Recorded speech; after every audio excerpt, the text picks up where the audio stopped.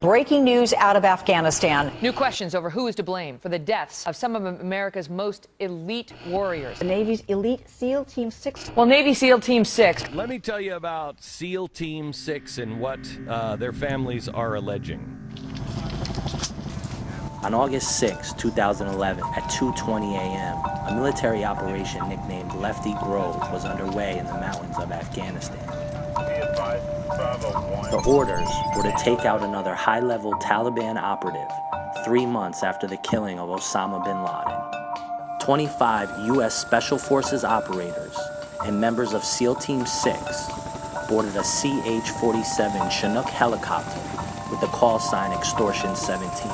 Also on board were 5 United States Army National Guard and Army Reserve crewmen, 7 Afghan commandos, and 1 Afghan interpreter. On the ground, 47 Army Rangers were involved in an intense firefight. The Rangers leader requested the assistance of the Special Operations Force on Extortion 17 to help capture or kill a high-level Taliban leader, Qari Tahir. As the helicopter descended into the Tangi Valley, Taliban insurgents fired 2 rocket-propelled grenades. One clipped a rotor blade of the helicopter, sending the Chinook into a death spiral. No one on board survived. The crash was the largest single-day loss of U.S. Special Operations Forces. Yet, the story was largely ignored by the mainstream media. There are some pretty shocking facts in a press conference that we couldn't find coverage anywhere.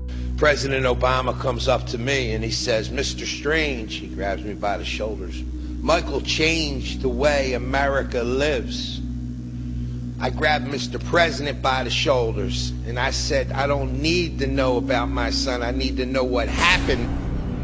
In the aftermath of the tragedy, family members were left with many questions and no answers from the United States military. Why was there no pre-assault fire? We were told as families that because pre-assault fire damages our efforts to win the hearts and minds of our enemy. So in other words, the hearts and minds of our enemy are more valuable to this government than my son's blood. The U.S. government and many high-ranking military people own more credit for the shoot-down than the Taliban. Why were so many Special Forces operators placed on the Chinook helicopter for what many believe was a standard operation? Where is the vital black box and flight recorder that the Navy states was washed away in a flash flood, even though it has a honing device? Them planes go down in Florida in the Everglades and they find the black box.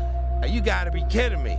Why were vital autopsy documents withheld from various family members of SEAL Team 6? Of course, when we first got the reports of what happened, all of it seemed to make sense and we really had no questions until the military brought us in for a debriefing in October. They also gave us a document that contained about 1,250 pages worth of redacted testimony. When we got home and actually started studying that testimony, some of the things didn't add up with what we were told. Why were 7 members of an Afghan task force removed minutes before the mission and replaced with 7 new members that never appeared on the flight manifest? A commander acknowledged the 7 names were incorrect, but said he could not talk to the backstory of why. And at first, my husband and I thought that must have been to protect their identities. Later, we found out that no, that was a very big deal. It should never have happened. We want answers as to why that was hidden.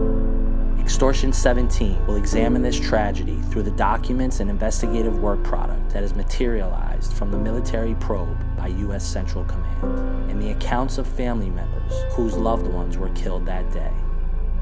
This is a story buried around the more sensational headlines of the scandal in Benghazi and the killing of Osama bin Laden, yet a narrative that defines very succinctly the war on terror that we continue to fight around the globe.